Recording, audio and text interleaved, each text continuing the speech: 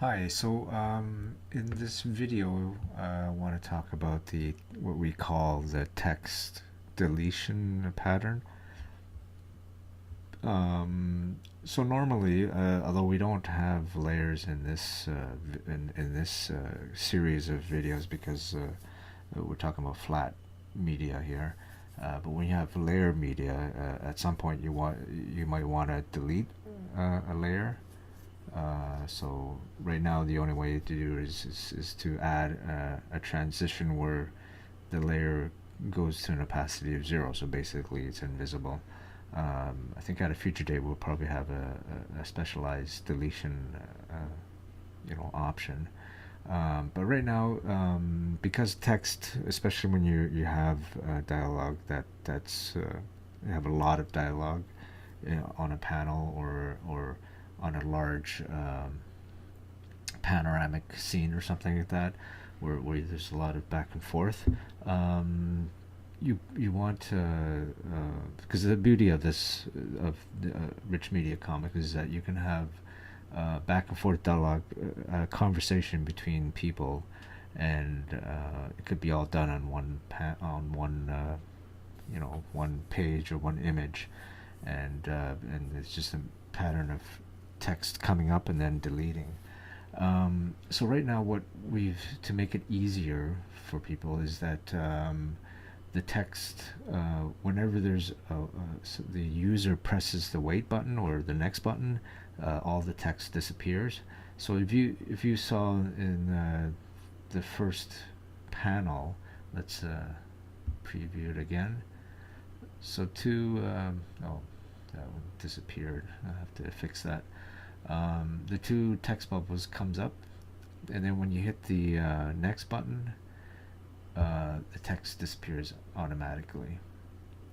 And then we applied two more texts afterwards. Um, so the pattern is that the text appears and everything is deleted whenever the next button is pressed. Unfortunately, there's a bit of a glitch here. So in this panel here, the two texts come up, and I think for now, I think having, because in this format, you have to the reader has to remember which bubble came up first. I think to be on the safe side, you should only display two at a time, so that you know which one came up first. Because remember, it's not necessarily left to right anymore. It could be right to left, or up and down, down to up. So we're going to put in a wait here before the third bubble comes up. And what's supposed to happen if we add I'm going to copy this text here, is I'm going to add another text bubble.